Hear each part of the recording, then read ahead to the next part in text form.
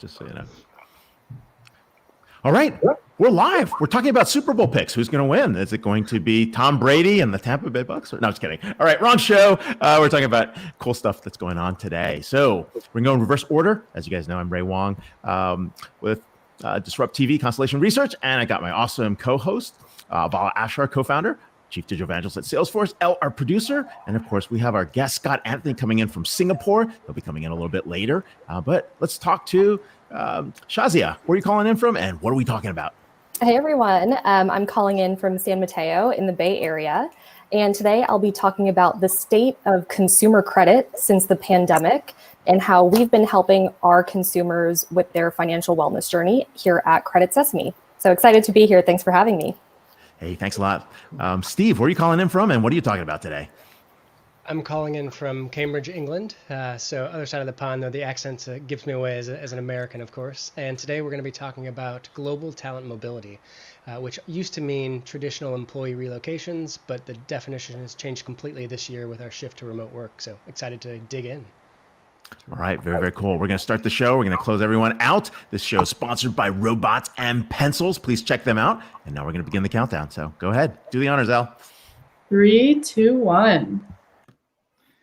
Hello and welcome. Thank you for joining us on DisrupTV. My name is Vala Afshar. I'm the Chief Digital Evangelist at Salesforce and your co-host for the next hour.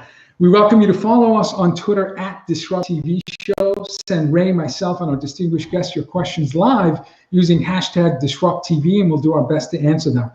It's my pleasure to introduce my co-host, Ray Wang. He is the CEO and founder of Constellation Research. He is the best-selling author of Disrupting Digital Business. And breaking news this year, he's coming out with his new book, Everybody Wants to Rule the World. He's a regular television business and technology news contributor. I see him on Fox Business, Yahoo Finance, and Bloomberg almost daily. He's a global sought-after keynote speaker, and in my humble opinion, one of the top futurists to follow on Twitter at RWANG0. Welcome, Ray Wang, to DisrupTV. Hey, thanks a lot. Here with my awesome co-host, 5 years in. And of course, he's the Chief Digital Evangelist at Salesforce. But most importantly, he's the one everyone's looking at and following on Twitter. CEOs, CFOs, CIOs, and CMOs are tracking him for every piece of inspirational thought. But more importantly, he's an author. He's also on Bloomberg TV in Canada. And of course, more importantly, it is our 5th year together. So happy 5th anniversary, man. Yeah, thanks. What a great way to start off our journey into beyond our 5th year by having our first guest, Steve Black, co-founder and Chief Strategy Officer at Topia. Since co-founding Topia in 2011, Steve has been there to see the company's growth from a small London-based startup to an award-winning global talent mobility. And we're going to learn about a new meeting of talent mobility platform supporting organizations around the world. At Topia, Steve leads strategic initiatives leveraging deep industry and customer insights. As an expatriate himself, Steve understands the challenge of moving abroad and is dedicated to ensuring that everything we do at Topia is the best interest of their customers. Originating from the great state of Illinois, we talked about that before the show, Steve has worked and lived across the US, Switzerland, New Zealand before planting his feet in London, UK. Steve was previously an associate partner at Oliver Wyman, where he led consulting engagements across North America and EMEA. You can follow Steve on Twitter at Steve Black UK. Welcome, Steve, to DisrupTV. Thanks for having me. Great to have you. Hey, thanks a lot for being here. I mean, what better time to talk about global talent mobility? Think about what's been happening. People are at home, people are working from different places. And I have never had more discussions about what we're going to do next, given the level of introspection that's going on. But what's global talent mobility today? What's happening right now? And give us a little bit on your perspective. Absolutely. So it has a very interesting and varied history, right? 20, 30 years ago, global talent mobility was all about a multi-year expat assignment. So you think about sending an exec to a new region, open up a new footprint across the globe. And the definition has widened year on year.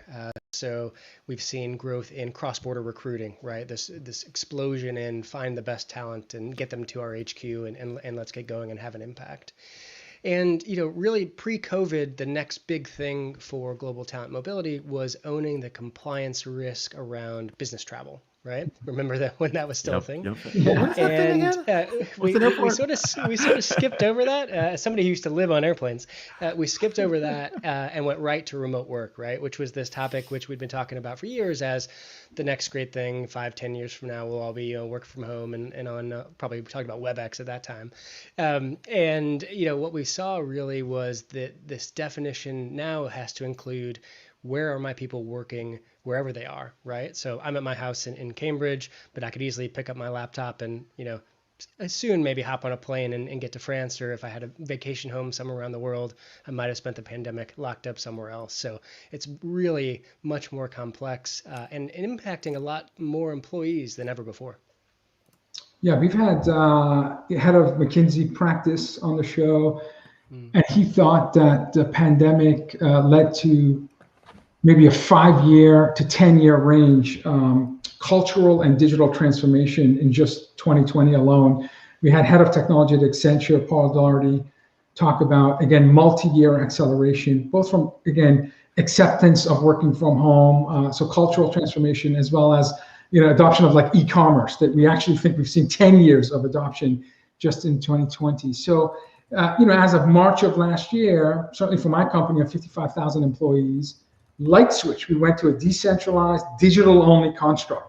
And because we were designed for movement, meaning we were a cloud-first company, it was much easier for our 55,000 employees to literally in days make that transition.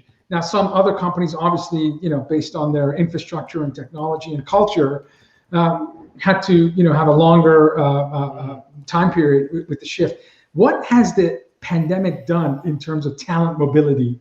The seismic impact of COVID on talent mobility since last year.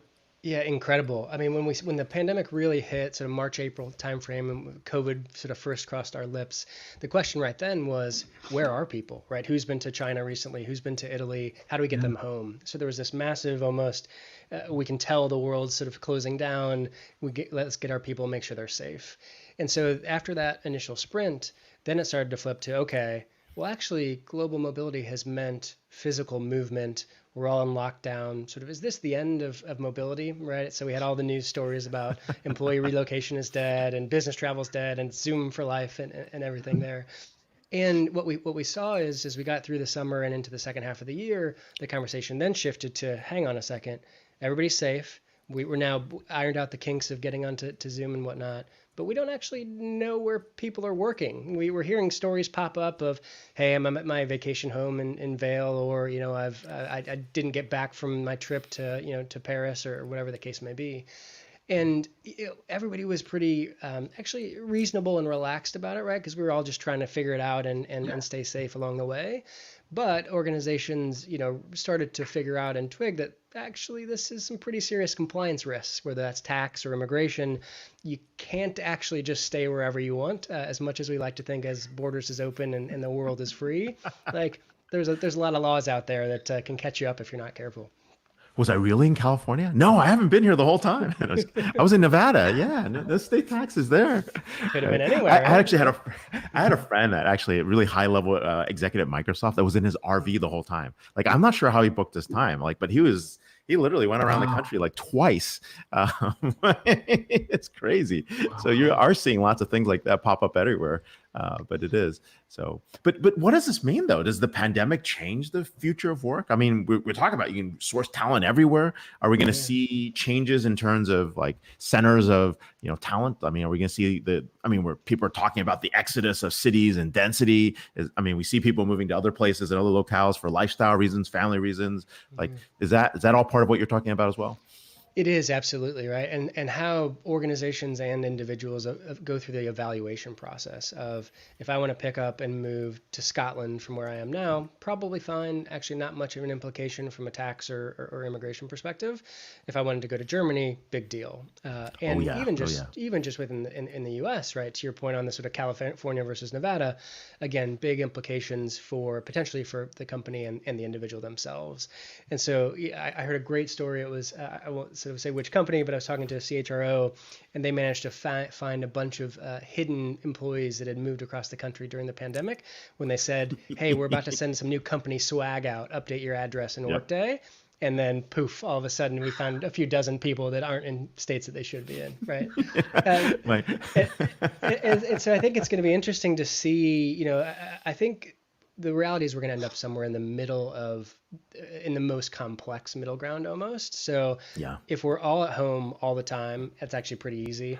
If we're all in the office 5 days a week, right, that's pretty easy. But the messiness of split time, 2 days a week in the office, 3 days at home, or go to somewhere and work remotely for 3 months over the course of the year are all sort of new models that from a talent and individual perspective actually sound pretty exciting. But actually then the next stage is, how do we pull those off from a corporate perspective so we can attract and retain and develop the best talent while not falling afoul of the rules and regulations that are out there all around the globe? Does this mean that you're finding CHROs more inclined to lean into technology and software and companies like yourself to have a better understanding of the chaos that we've experienced over the last year? And then a follow-up question, what does the software do to help CHROs recognize that it's likely a hybrid model moving forward? Certainly in the tech sector, it's likely to be hybrid, where the employees will have an option of working from home or office. Most of our research shows that most want to have hybrid options. I want to be in the office a couple of days, or and at home. So they want that flexibility. So I'm inclined to say, at least in my space and my company, again, 54,000 employees of Salesforce will always have an option, regardless of their line of business, to work from home or the office. So technology becomes even a more vital tool for folks like CHROs, or even every line of business owner, to really understand and manage talent. Thoughts about CHROs being more digital savvy, and then specifically how software helps. Yeah, absolutely. And this is a really interesting intersection of the CHRO and finance worlds, right? So on one hand, you have what's our culture, what's our talent strategy, right? We want people close by, at least part-time, to drive innovation and those sort of spur of the moment conversations. And so everybody has to be able to commute a couple of days a week. Or are we actually considering maybe going an extreme GitLab approach of remote first or remote permanent? And I think that there's a cultural and talent side, and then there is the risk and dollar signs. Yes. So where do we have offices? How big are our offices? Right? At Topia, we had an office in London. We shut it down, early in the pandemic. We were lucky our lease was coming up. Took the opportunity for everybody to move out, and it's been on lockdown since, so been able to save some cash. I think we'll go back to something right when the world returns, but what that looks like and what that model will differ. And we're seeing that REI selling their brand new headquarters before they moved in, Pinterest moving out of a headquarters. And so this interesting talent and cost play is happening a lot. And then from a technology perspective, what we're seeing and one of our products, Topia Compass, is all about employee location, right? And we have other pieces that are the more traditional relocation side of things. And the employee location side of it is it's not about, what street were you on at 4 p.m. on a Friday when you should have been in the office, were you at the bar around the corner or whatever, which, everybody's a little bit afraid of Big Brother. But it's really about, from a tax jurisdiction or sort of immigration point of view, where are you, right? So am I in the UK or am I in a different country? In the US, it'll go down to state level or in some cases city level. So San Francisco, New York, Seattle, LA, all have city-specific taxes. There you go. Look at you. All have taxes, right? Which mean if you can show your employees are working outside of that city, tax savings. If you're a hedge fund or an unincorporated business in New York City, there can be millions of dollars at stake because nobody's working in Manhattan anymore. UBT. Oh my God. Yeah. And so there's so much of that happening. And then I think on the talent and culture side, it's this interplay of we need to know where people are from a trust and compliance perspective. We don't want to be Big Brother because everyone's afraid of that. But really interestingly, we're about to announce, I think it's next week, the results of a survey we ran across the US and the UK. And we were digging into this Big Brother, privacy concern that I think we've all talked a lot about from a tracking perspective. At the country level, 95% of employees were fine being tracked at what country you're in. Down to the street level, 84% didn't care if their employer tracked what street they were on at a given point in time. I was shocked, right? I expected country level, yeah, Wow. fine, yeah, make my life easier, don't Sure. make me fill out a calendar. But I think the street level point was a really interesting one. And I don't know if it's because we're all so used to being tracked these days, whether it's Google or Facebook, whoever sort of tracking us around our lives. But I think it's interesting how much we talk about the privacy concern, but I think done well and done for the right reasons to protect the individual and the company, people can actually get pretty comfortable with being tracked in a lot of cases. Wow. So if the aggregate was 80 some odd percent comfortable at the street level, I'm assuming when you slice and dice it by age demographic, I may be wrong, but I'm assuming the younger, with maybe even in the 90% or plus comfortable with giving as much minute information about where they are and what they're doing, which is interesting. It's a little bit surprising. Yeah. Yeah. Right. Yeah, and when we think about what's going on with privacy, location, right? A lot of it's really trust, right? If you trust your employer not to do anything with the information, I think most people are okay with it, right? But this does lead to this very interesting point we were talking about. We're sending free swag, and you find out, people are all over the place. Some of my kids' friends have actually left the country and are still doing remote school, right? And you see that already all across the place. So this jurisdictional issue is going to be very interesting, as states are going to be clamoring to get their tax revenues as people are fleeing certain taxes and certain states. So it's going to be interesting to see how they do that.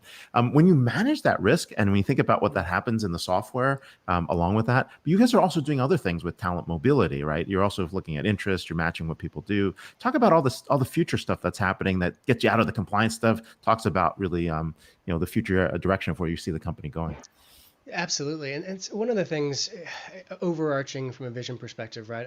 A point of view born out of that personal pain moving around the world myself is that, individuals and companies should be able to work everywhere, right? And part of that is about, sure, the compliance headache or the logistics of how do I get my stuff from A to B and not overpay and that sort of thing.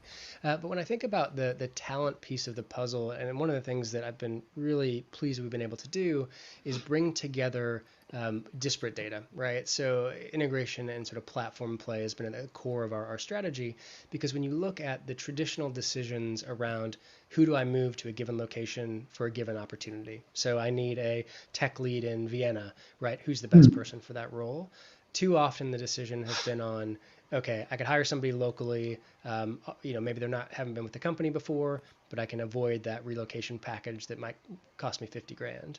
Or maybe I could bring a sort of up-and-coming star from California to Vienna to cross-pollinate some of the cultural norms and ideas of the organization, help learn and groom that next generation of leaders. And by combining the talent data and demographic information of that individual, you can actually start to create a business case that aligns with talent strategy, so that when you're comparing, local cost of hiring versus bringing somebody across the board, you start to understand the person you're moving is more likely to stay with the business, right? They already have trust and knowledge and relationships. They're more likely to stay with the business longer, right, after they return back to their home location. And if you look at the C-suite of all of these global organizations, they all have international experience. So you're also grooming that next generation of leaders. And so we've been excited by how we brought in, data from whether it's a Workday or a SuccessFactors in to tell a cohesive story to tie to that talent agenda. And also there's a completely untapped world of talent analytics in this space as well, of, hey, which geographies have we had real success, pushing our top performers through? Do we actually have a problem when we send folks to China? Maybe we don't support them from a cultural training or investment perspective, and therefore they all leave after we've invested $1 million each in a multi-year experience, right? And so, I think there's this real opportunity to take what has been, frankly, a black box. Mobility often is. You start talking about tax equalization and split payroll, and eyes glaze over, and people just stop thinking about it. But if you can give access to the tools to help, a line manager or even an employee say, hey, where are there opportunities in the world that maybe I could raise my hand to go to? Okay, what's the office like in Estonia? Where is Estonia first, right? And so I think some of that stuff and bringing that real talent and employee-centric part of the conversation with a bit of the, of course, compliance and sort of corporate lens really, though, allows us to help, with that fluidity of movement and that, making the world a smaller place by bringing us all together. Also get a digital passport while I'm in Estonia, while we're at it. Exactly. Estonia is one of the most advanced digital countries in the world.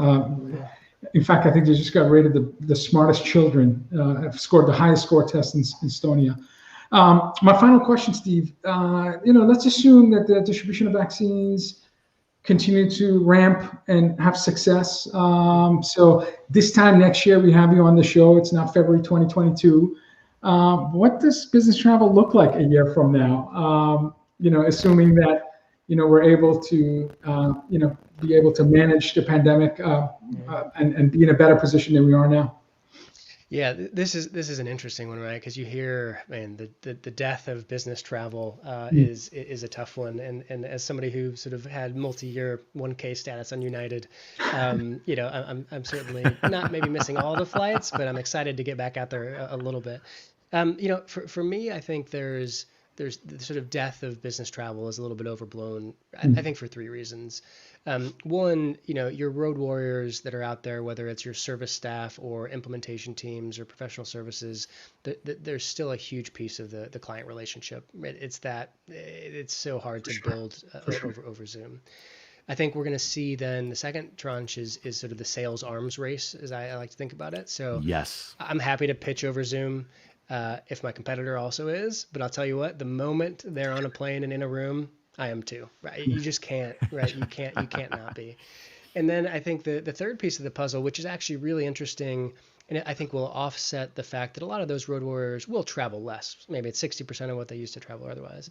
Yep. This third new population is what I call the never used to travel, right? So people who were 5 days a week in an office, and now they're flexible. Some are relocating, some are being hired permanently remotely, and we'll see this big spike in team get-togethers, quarterly kickoffs, customer success launches, all these things that mean folks will be traveling once or twice a year that never traveled before for work. And actually, if you think about a large organization, 50, 100,000 employees, you do the math on that, and actually, business travels, you got plenty to come back to, I think, as we start to see it happening from a safe perspective. I completely agree with your thesis, completely.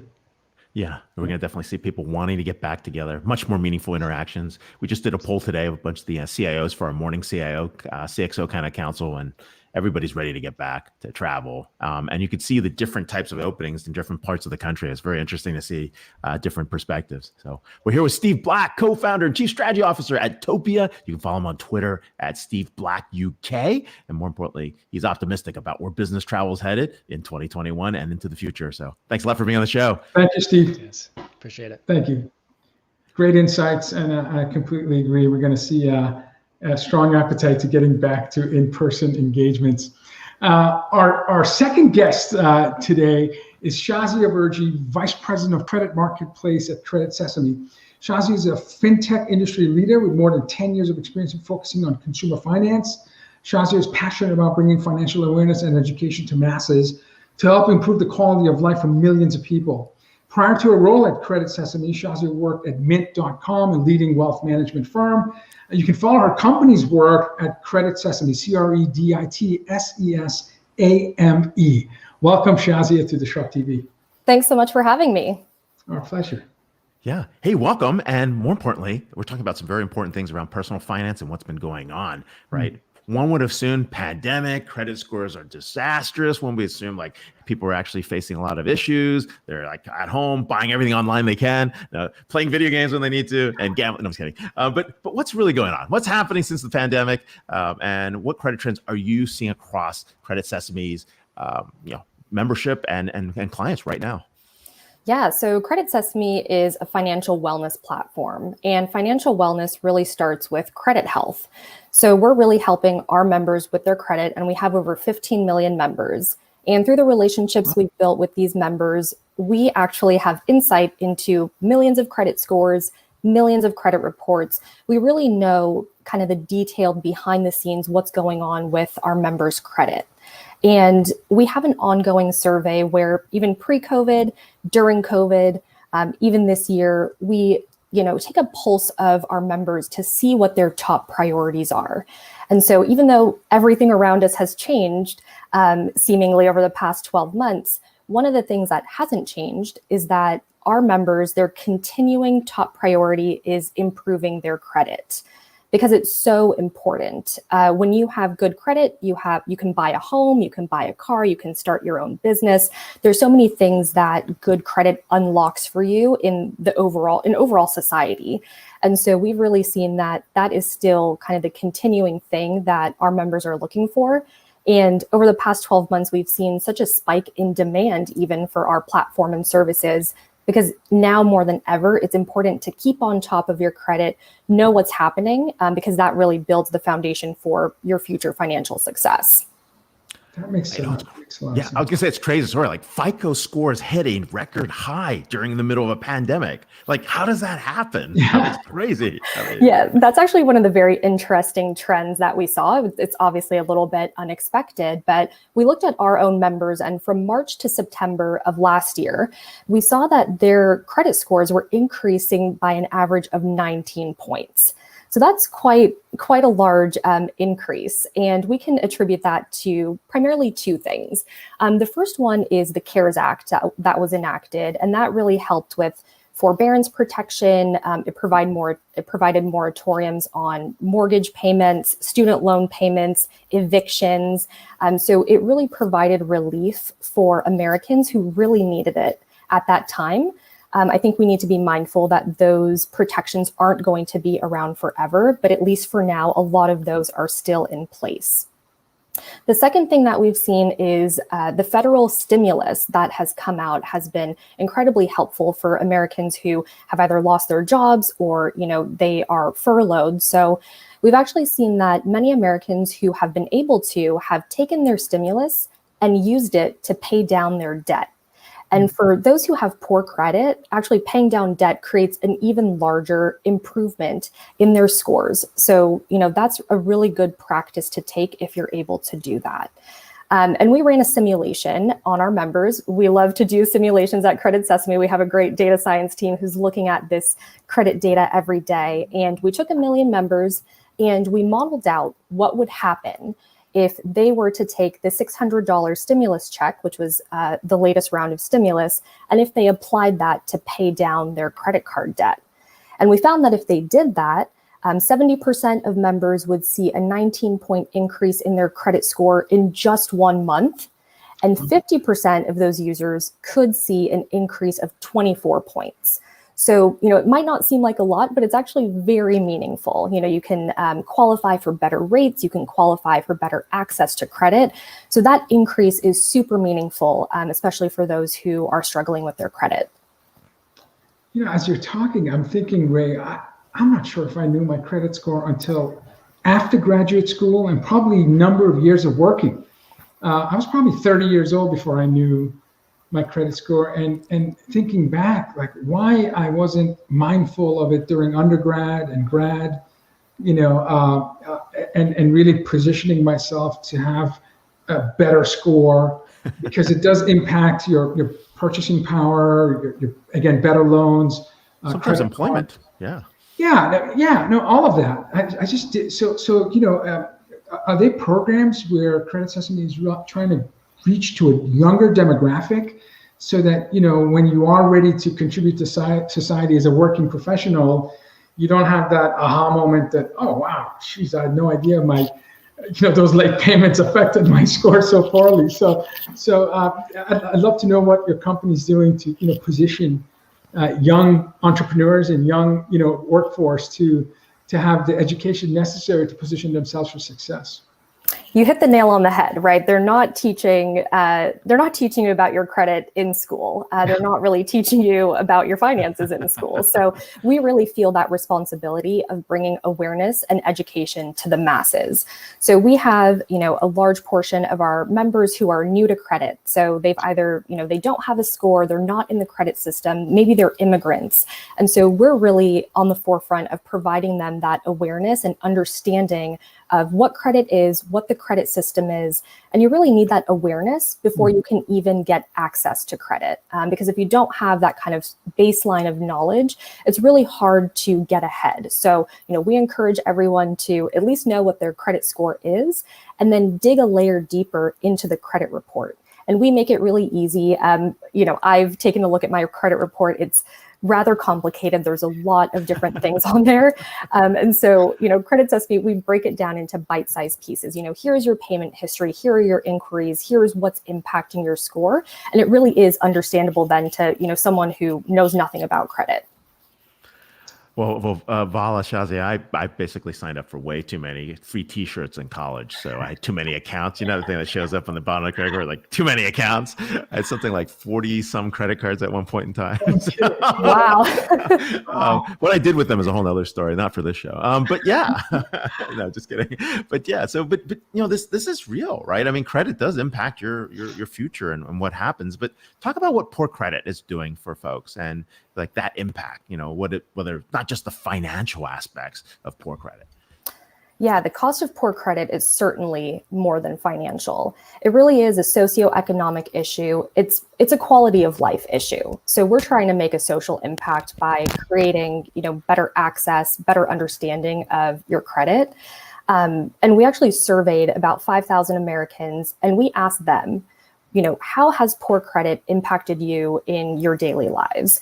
And we heard so many stories, obviously heartbreaking stories of struggle, but poor credit has impacted people's careers, their housing opportunities, their mental health, even the type of cell phone plan that they get. So it really does touch all aspects of your life. Give me an example. What happens if you have bad credit? Like, what cell phone plan do you get? I mean, like, what's the difference? I'm very curious. Well, I mean, they check your credit. They run it. Yeah, they totally run it. If you don't have good credit, you don't qualify for, the best types of offers that there are out there. I don't know exactly which provider or what kind of service. We don't want to implicate any providers. No, it's a good point. I mean, like, so you might have to pay more. You might not get the same monthly plan, right? You might actually have to hold more of a bigger deposit or something like that, right? Exactly. Yeah. Shazia, you mentioned that the Credit Sesame likes to love to model scenarios. You have obviously a data science team that you referenced. I'm assuming there's machine learning algorithms and advanced analytics and AI models that can give you a sense of potentially a decaying trajectory for someone's credit. Are we going to see, or perhaps those services exist, where you're providing preventative maintenance by looking at certain trends and working with your clients, knowing that with continuous behavior as you're modeling, they may negatively impact their score. So you proactively engage with them and try to make course corrections as much as you can, given their budget situation, so that they minimize any negative impact to their score. Yeah, that's great that you bring it up, because we are using AI and machine learning to make this all understandable to our customers. And so what we do is we can model out what would happen if they took a positive credit behavior, such as increasing your credit limit, or what could happen if something happens and something happens with their credit in terms of an inquiry or something that negatively impacts them. So we can model out what the impact to our customer's score will be. And we're very proactive about telling them, hey, here's what could happen. Here are the steps that you could consider. And we can model out even understanding about, we can calculate the probability of you getting approved for a credit product. Obviously, it's not guaranteed. We can't guarantee anything, but we can kind of get our members to understand the directionality of, hey, if I apply for this card or this loan, will I get approved? Can I get approved? And what will happen to my credit? So we're always trying to provide that sense of confidence and empowerment, because once our customers have that empowerment, they can make the best financial decisions for themselves. Makes sense. So okay, we're looking into the future. We can actually go out. We can spend more. People are going to be looking to buy more homes, move in different places. And one of the things is financial literacy. People aren't actually. People go back to their old habits, right? So what can people do to stop themselves from overspending, shopping on a spree, and ruining their credit? Like, what advice do you guys have for them for 2021? Yeah, so there's a few different tips that I would recommend. The first one is setting up a realistic budget. I know the word budget is overused, but it really is important to build a budget based on your lifestyle, your goals, and obviously our expenses have changed. Many of us are working from home, so we're probably not spending as much on travel and entertainment, but maybe we've over-indexed on subscriptions. I mean, do you really need Netflix, Hulu, and HBO Max? Probably And not. Disney Plus. And Disney And Plus. Disney Plus, right. I'm just kidding. So, paring back on the expenses that you don't need is going to help set you up for success. So every month I sit down at my kitchen table and I look through all my expenses, kind of like balancing a checkbook, what people did back in the day, but really looking through my credit card statements, my bank statements, trying to see if I overspent in any categories or if I need to change my behavior for the upcoming month. So I find it really helpful to maintain that budget and update it because obviously things change and your expenses may change over time. The second area that's really important is paying down your debt. And really focus on debt that has the highest interest rate first. Because interest rate doesn't matter how much, it's the highest interest rate first, is what you're saying. Exactly, because interest compounds over time. And so eventually you'll end up paying more in interest than the principal even was worth. Yeah. So it's really critical to focus on the high interest rate debt. And then the third piece of advice I have is build an emergency fund.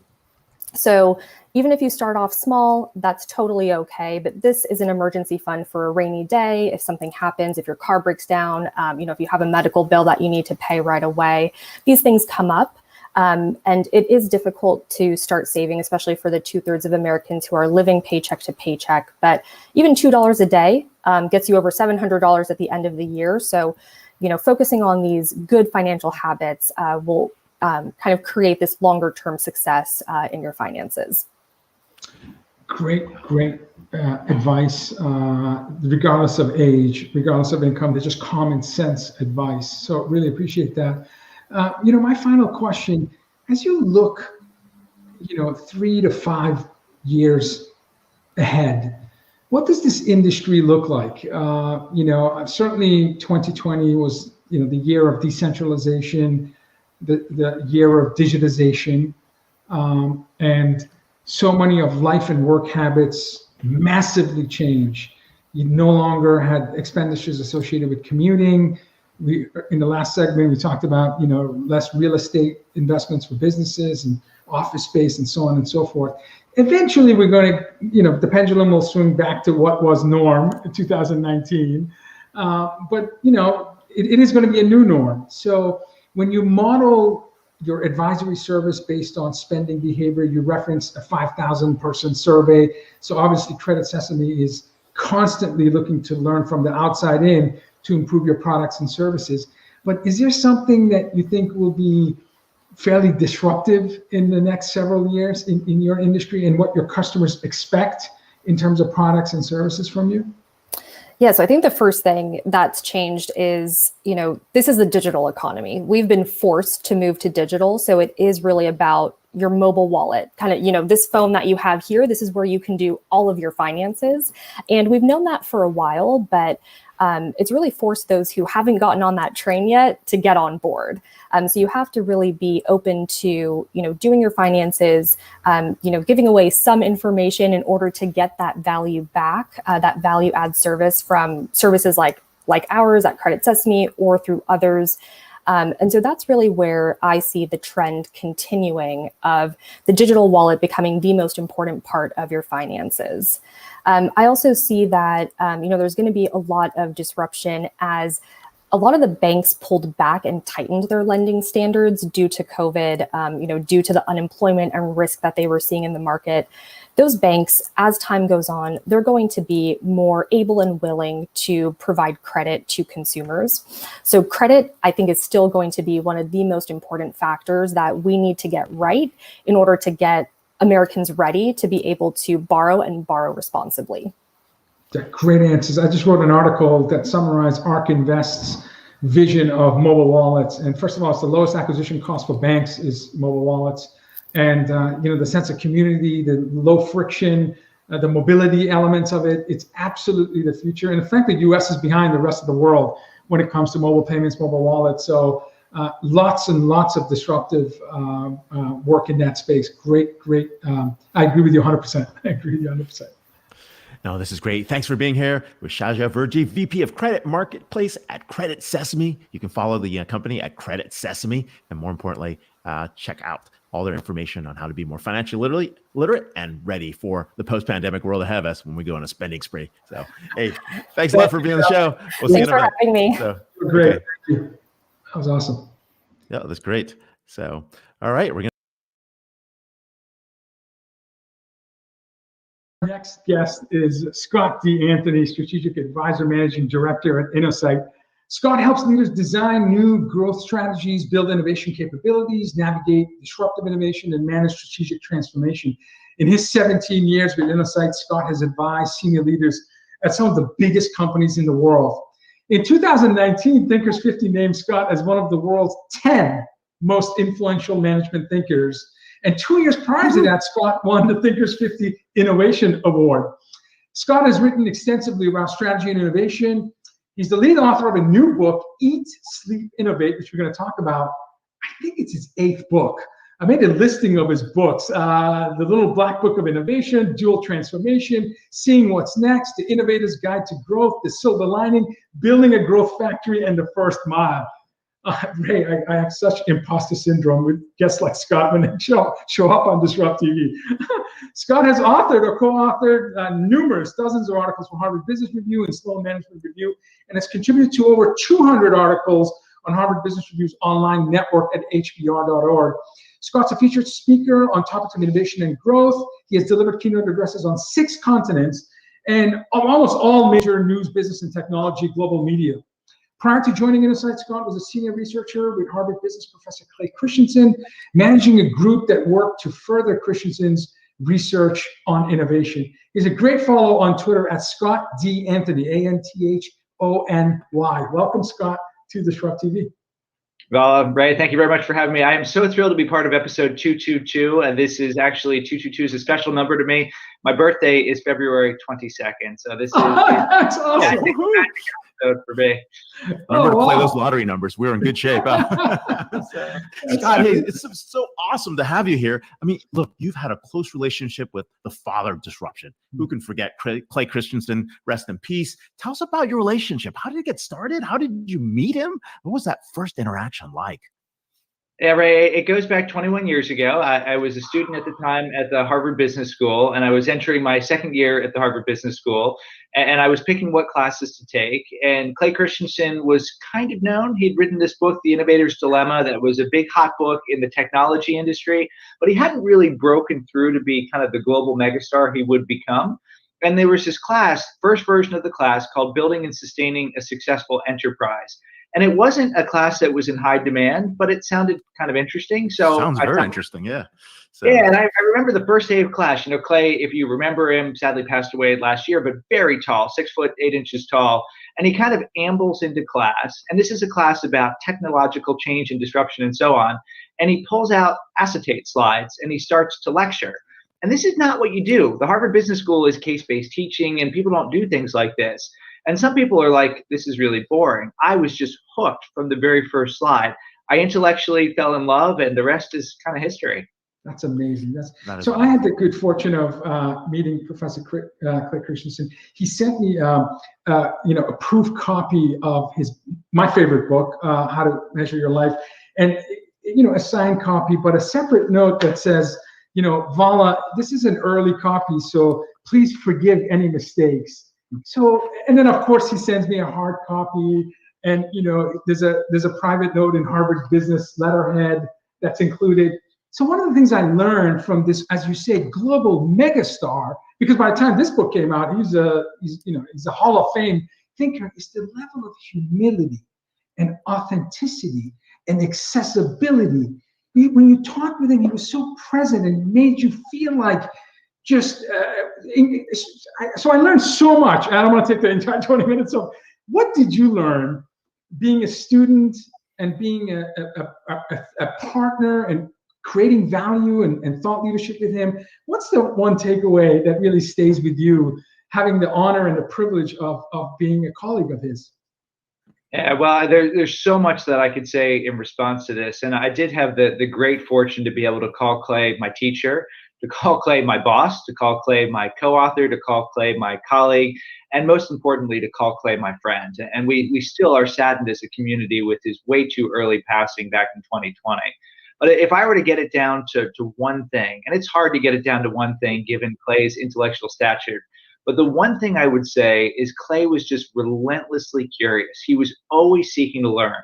There's a sign outside his office at Harvard Business School that reads "Anomalies Wanted." And that was something that was really true to him. He was always looking for things that didn't fit, that you didn't expect. Even when people said, your research doesn't work in this circumstance, rather than getting defensive, which he easily could have done, rather than ignoring it, he'd say, tell me more, because he wanted to learn more about it so we could make the work better for people who would use it in the future.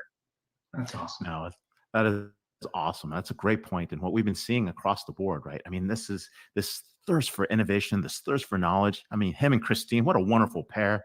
Talk a little bit about that disruption, that moment, right? Inside your book, you talk about eat, sleep, innovate. Something shifted, something changed in the way we looked at this. Everyone's talking about innovation, but they're not doing it necessarily the right way. Yeah, so, and this is obviously one of the big themes that we try to explore in the book. People have been talking about innovation forever. The pandemic has made it a necessity in almost every single circumstance. So everybody knows this is important. If you go and decode what it takes to successfully innovate, it's not really that complicated. Yet organizations continually struggle with it. So what we try to do in the book is say, okay, what exactly is innovation? How exactly do you do it? What exactly is the barrier that inhibits organizations from doing it? And how do you overcome that barrier? And of course, we can go deeper in any of those areas, but kind of the TLDR is innovation is something different that creates value.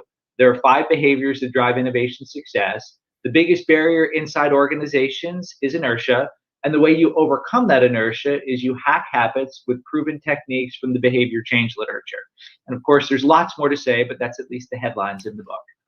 Now, this is related. I mean, if you think about the disruption that's been created with the pandemic and what's happened, right? What disruptive changes do you see today that are going to continue and some that were just more temporary? It's a great question. So when the pandemic really hit in full force back in, call it arguably April of last year, one of the things we did is step back and say, one of the things our clients will ask us regularly is, what is the future world going to look like? What are the trends reshaping our environment? So we built this database of about 300 trends. And we said, which of these trends do we think the pandemic will catalyze or accelerate? And which of these trends will the pandemic dislocate? And there's 3 that I wanted to highlight here, 2 that are accelerated, 1 that's potentially dislocated.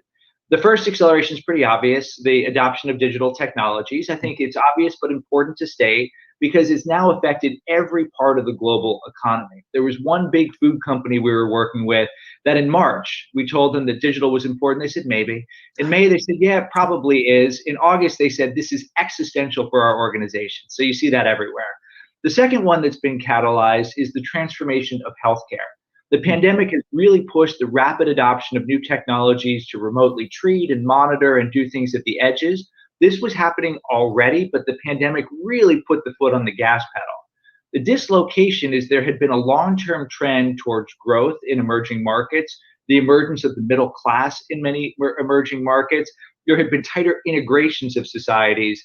That's beginning to dissipate. You're having supply chains begin to fragment. You're having more separation in income in more parts of the world. Exactly how that pans out depends on what governments and markets do. But that's something that many organizations need to be watching really carefully in the months and years ahead. In your book, Eat, Sleep, Innovate, throughout, you reveal collection of beans. I'm from Boston, so beans speaks to me. Behavioral enablers, artifacts, and nudges. And specific to behaviors, the book talks about 5 innovation behaviors. Can you talk to us a little bit about these innovation behaviors? Yeah, absolutely. So again, innovation we define as something different that creates value. The 5 behaviors are pretty straightforward. Behavior 1 is curiosity. The quest to do something different that creates value starts with a question. Why not? What if? How might we? The second behavior is customer obsession. If you want to create value, you have to solve a problem that matters to a customer, stakeholder, et cetera. You have to find a job they're struggling to get done. Third behavior is collaboration. Magic happens at intersections when different mindsets and skills collide together. Great innovators plant themselves at those intersections. The fourth behavior is being adept in ambiguity. We know that innovation is never a straight line. It's trial and error experimentation, fumbles, false steps, and the occasional failure. The fifth behavior is being empowered. You can't do something different that creates value unless you do something. So yes, you got to talk. Yes, you might have to create some PowerPoint slides, but you actually have to put your idea into action. So those are the 5 behaviors we talk about in the book.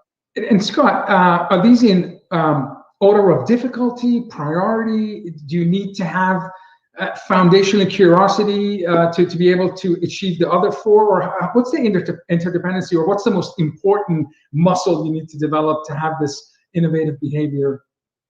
It's a really great question. The behaviors roughly map against the phases of the innovation journey. So it starts with discovering opportunity, which needs curiosity and customer obsession.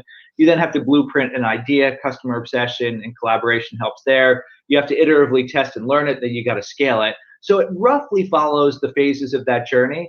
If I were to argue primacy for those behaviors, I probably would put gold stars against 2 of them. The curiosity, which I really think is foundational, as you suggested, and being adept in ambiguity, because the only way you ultimately succeed is by trial and error experimentation. You cannot study your way to innovation success. I mean, of course, you got to do your homework and all that, but it is the design and execution of smart experiments and learning from their results that separate the innovation winners from the innovation losers. Makes a lot of sense. It's a great point there. I mean, there are a lot of innovation losers. And why is innovation so hard inside the organization?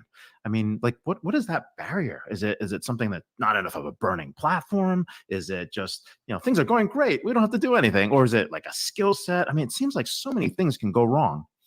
And as you say this, Ray, I think about yesterday's announcement with Jeff Bezos stepping down as CEO. And so many times I've heard him say, this is Amazon's the best place to fail, and we experiment. And it just feels to me like you really, the person at the top really has to have exhibit those 5 behaviors in order for the company to flourish. But I'm going to defer to the expert. But I think about Bezos and Amazon when you ask that question. And places like Coca-Cola, which you guys have done work with as well. I mean, these are interesting places, right? So, let's ask it the other way. What makes them succeed? Because there's so many failures out there. That might be a better question. Well, they're both interesting questions. So let me start with the success, and then maybe we'll come back to the failure. But the Jeff Bezos announcement, I think, is a good moment to pause and reflect. And the last paragraph in the email that Bezos sent Amazon employees, I think, is one that is just worth calling out. Awesome. I had this written down, so this is not from memory. Keep inventing and don't despair when at first the idea looks crazy. Remember to wander. Let curiosity be your compass. It remains day one. Yeah. And this idea, as we talked about before, about really having curiosity at the core of the organization, and this idea that it is day one, it is the beginning. We've got a growth mindset. We see possibilities. Yeah, we got to do the work. We have to make sure that we're not living in a fantasy world, but we're going to let our imagination drive us. And when you see places like Amazon, like Coca-Cola, like Pixar, or more normal organizations, DBS Bank in Singapore is an example in the book. What a great one. Yep. A lot of that is they've got this curiosity that they have driven through the organization, and they've made sure that they don't fall prey to one of the big challenges you face, which is pretty simple. Innovation is something different. Organizations exist to do what they are currently doing more effectively and more efficiently. Left unchecked, everything in your organization is optimized to perpetuate the present, and it strangles the creation of the future. So it's that inertia that's your big barrier, and the organizations that do this well have systematic ways to make sure they don't get strangled by that inertia.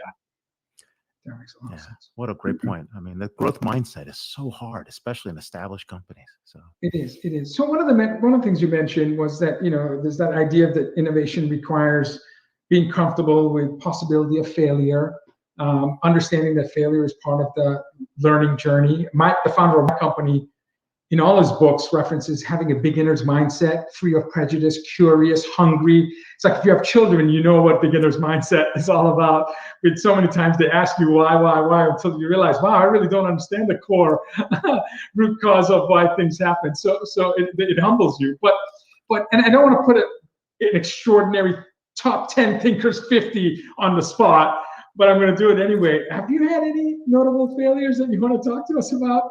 Talk about how it affected your thinking. Again, we don't normally put our guests on the spot, especially one of the biggest thinkers in the world. But there's lots of examples that I could share. So, I have had the good fortune of having a few articles published in the Harvard Business Review, Sure. and I've had the other fortune of having many articles rejected from the Harvard Business Review. Oh, You wow. mentioned the shots you don't take. So there's small things like that where I think it's a great idea, and the editors say that's nice, but it's not.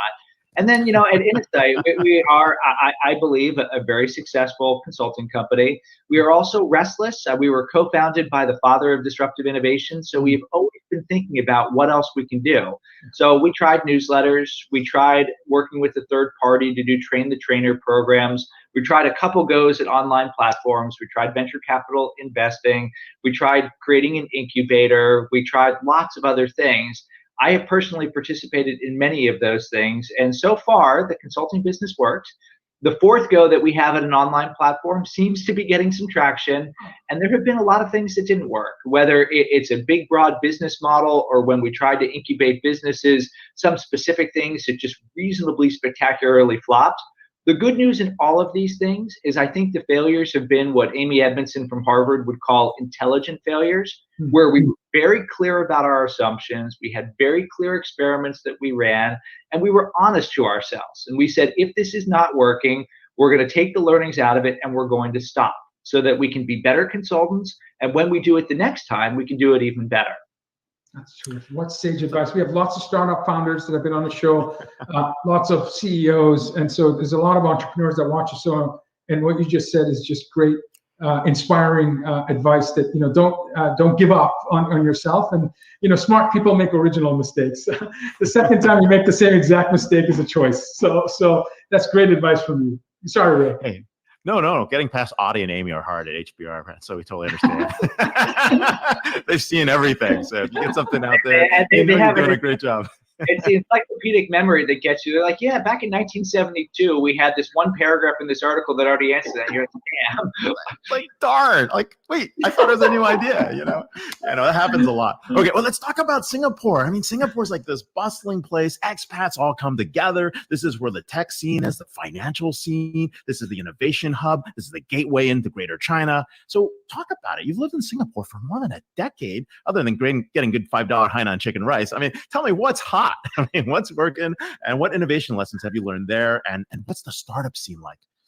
Yeah, it's a really good question. So I'd make a couple observations. The first is, when I moved out to Singapore in 2010, the startup scene was still pretty nascent. You ask people about an interesting Singapore startup, and people would mention companies that were formed 20 or 30 years ago. Today, there are legitimate unicorns that are prancing around Singapore. Sea is a big one. You've got Grab in the market and a range of other ones as well. There is a legitimate bustling startup scene here, and I think Singapore has demonstrated that if you're smart about it, you can orchestrate the creation of an environment that fosters innovation, that fosters entrepreneurialism, that fosters startups. So it is something that, of course, takes concerted work, but the from-to is really impressive. And as always in Singapore, you've had smart government involvement without getting too involved in the right sorts of ways and so on. So that's one big thing I would say. The second thing that I would just note, one of the things that's been personally very interesting to me, I lived out here for 11 years now. I've had the opportunity to go all around the region, and it really has changed the way that I think about a lot of things. You grow up in the United States, there's certain orthodoxies you have. Markets are good, private control is bad, government involvement is bad, family controlled companies are bad. And you spend time in this market and you say, sometimes that's true and sometimes it's not. Sometimes the right government involvement helps. Sometimes you see these amazing family-controlled companies like the Ayala Group in the Philippines, yes. 8th-generation leadership that's doing tremendous things for the country and for its investors. So you see things like that say, there are more than one way to skin the proverbial cat, and perhaps it's not the way that we historically learned in the U.S. Perhaps there's ways we should broaden our horizons. There's some great startups: GoBear, Shopback, Secret Lab, Glints. I mean, place is on fire. Stash away. I mean, amazing. Absolutely. Scott, this is my last question. We've had a number of practitioners, authors, thought leaders on our show, and the consensus with respect to the pandemic is that, and there's a range here, but I would say probably a range where they tell us that companies, society, workers in general, we've witnessed, culture and digital transformation accelerated 5 to 10 years in 2020 alone. they reference like e-commerce adoption in the 10-year accelerated adoption in the US, for example. And then the 5-year could be like, the work from home shift and the percentage of population that are now working remotely and may go to a hybrid, may not, may just continue to work from home. So as you said, from the April timeframe 2020, we saw this incredible, almost light switch, decentralized, digital-only construct that defined, work environment and economy. What are some post-pandemic predictions that you are comfortable sharing with us in terms of whether it's culture-related technology, business model innovation? What can we expect in this new normal? And so a couple things that I'd say. So I wrote a book back in 2009 called The Silver Lining that was in the middle of the global financial crisis. And we looked back at previous big events to say what happened there. So there's one generic prediction I can make. There are going to be some amazing innovations that are created during this time, just like there were in the global financial crisis when Uber and Airbnb and Stripe were created, just like there were at any big event. So we're going to see some really cool startups. We're going to see some big companies that do some really amazing things. If you get down to the more micro level, you want to make predictions. I don't necessarily have answers, but as Clay Christensen would always say, a good theory can be your guide. So we look to the idea of the job to be done. And the question we ask ourselves is, during this period of time where people have been forced to experiment, where have they seen solutions that get the job done better? Those will stick. Where have they learned that the new solutions aren't good enough? That's the opportunity for innovation. So you can immediately see two applications. We have learned that virtual meetings work really well. That's going to continue. My personal view is that business travel will never come back to the level it was in 2019. It just won't. There's too much you can do virtually. I agree. We learned that virtual education, on the other hand, is not there yet. So when Singapore was tightly locked down from April to June of last year, our kids' schools did the best they possibly could. But when schools reopened, they were out the door in a second because physical education is just better than virtual. That's the innovator's opportunity. I agree. That's awesome. You're hearing it first from Scott D. Anthony, Strategic Advisor and Managing Director of Innosight. You can follow him on Twitter at Scott D. Anthony, author of so many books, Thinkers 50, and more importantly, calling us from Singapore. Thanks for doing that for us. So thank you for being here. Thank you, Thanks Scott. so much for having me. Have a good You're day. terrific. Bye. Thank you. You as well. Thank you. Stay on the green room. We'll catch you there. Eat, sleep, and innovate. I don't know, man. What a great book. What a great book. His 8th book, as you know. And he's been a big thinker for 2 decades. As he said, 21 years ago as a student, grad student with late Professor Clay Christensen. And Ray, I remember you and I sitting front row at it may have been one of his handful of last keynotes Austin, Texas. at an educational conference at Austin. And it was just remarkable to listen to his jobs to be done and the milkshake story and in-depth analysis of what is a true definition of disruptive innovation, innovator's dilemma. And it was just an honor to speak to him after the keynote and get even additional insights from him. It was amazing. Well, hey, real quick, 5 years DisrupTV. What's most memorable, man? What's good for you? It's like asking your favorite child. We've had 670 interviews in 5 years, Ray. This is episode 222. I admired we're having fun. It's when you do a show 49, 50 times a year. I mean, we rarely cancel. It's usually because of a major holiday. So we probably do 48, 49, 50 shows a year. And sometimes we do multiple shows a week when we do our special shows, when we've had folks like John Hagel, we've had Prime Minister of Australia, we had Vint Cerf, inventor of TCP/IP and the godfather of the internet. So it's not just Fridays. We have a handful of special shows. When we go to Davos, we do, the Davos remote events. We've had episodes at NRF and CES and, so sorry, long-winded answer. My favorite part is that you and I get to be students once a week and for an hour, learn from the best and brightest people in the world. And share it. I mean, I'm grateful obviously grateful for our audience. I don't know if this is true, but my sense is this is the most watched technology oriented podcast. Certainly, we've had collectively millions of views of our show. We've had lots of shows that have crossed the 100,000 view mark. So we clearly have an amazing audience. But really, it's a credit to our guests, because at the end of the day, you and I, we sit back, and for 95% of the time we're listening. So it's the quality of our guests. And if there's a call to action, if there's something that I wish is for our audience to recommend guests for us, and we will do our best to get who you want to hear from on our show. That's hopefully, that's a goal for us for 2021. Really cool. Hey, episode 223 coming up. Who do we have? We got some powerhouse people again. And we have one of the list. Could be arguably the most influential technologist in India. We have Debjani Ghosh, who's president of NASSCOM. NASSCOM is a governing body, a consortium of IT leaders. So from companies from Tata to Wipro to some of the biggest global companies. She's going to have a fireside chat with the president of IBM next week. So Debjani, she regularly meets with the government officials. So NASSCOM is shaping digital transformation for India. And India will have the second largest GDP in the world by the end of this decade. And they'll have 1 billion unique users connected to the internet with almost a $600 billion consumer buying power. Debjani Ghosh is our first guest next week. We have Dmitry Kovarsky, product evangelist at Unit4, and David Gang, CEO and co-founder of Brightspot. So get your popcorn ready. We have 3 really exceptionally smart and accomplished people for episode 223 next Friday.